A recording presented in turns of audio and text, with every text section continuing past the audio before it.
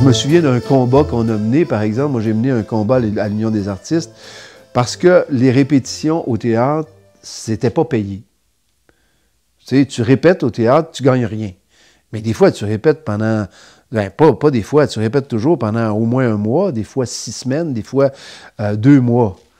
Mais là, tu n'as pas de revenus. Mais tu travailles, mais tu n'as pas de revenus. Tu vas être payé seulement quand tu vas jouer.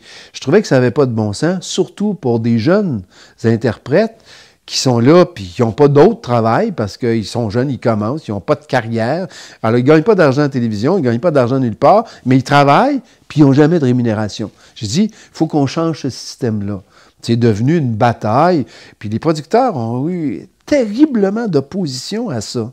Pourtant, ça semble assez logique que ceux que tu répètes, tu as un minimum de revenus pendant que tu répètes. Et si un show marche beaucoup dans les petits théâtres, la Licorne, tu peux, des fois, un gros succès, tu peux jouer 60, 80 fois, mais il y a bien des pièces qui jouent 18, 19, 20 représentations. C'est très faible, tu sais.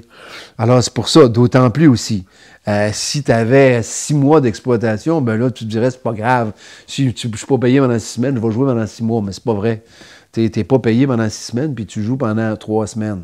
Crime, chercher l'erreur. Donc, mais ça a été une bataille. Mais je voulais juste dire que cette bataille-là, c'est qu'à un moment donné, et c'était pas simple, mais on a réussi à mobiliser les membres. Là, l'ensemble des membres a dit, ben oui, ça a du bon sens, faisons-le.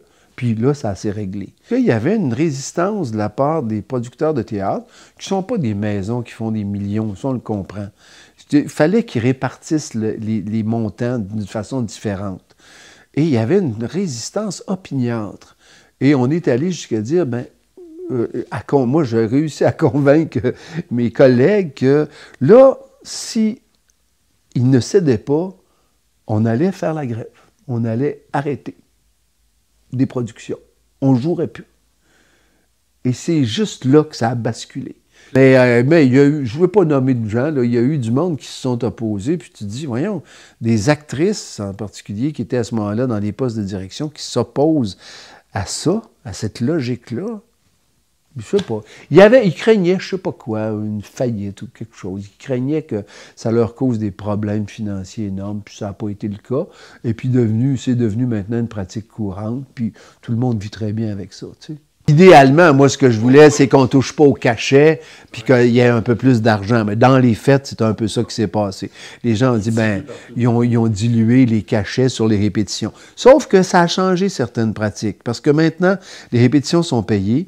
Donc, les répétitions avant, souvent les gens disaient, ben là, regarde, je ne peux pas les répéter, il faut que je aille faire une voix, puis j'en ai besoin. Là, maintenant, c'est payé. Fait que le producteur dit, ben, c'est telle date, puis les artistes respectent ça. Alors, de part et d'autre, mais ils ne font plus répéter pendant 18 heures. Tu sais, ça a été codifié. Tu répètes pendant un certain nombre d'heures. Puis si jamais tu répètes beaucoup plus, ben là, il y a un supplément à payer pour le producteur. Donc, autrement dit, le milieu s'est mieux organisé au niveau de ces répétitions-là, et ça a fait que ça a remis de l'ordre là où il y avait des abus.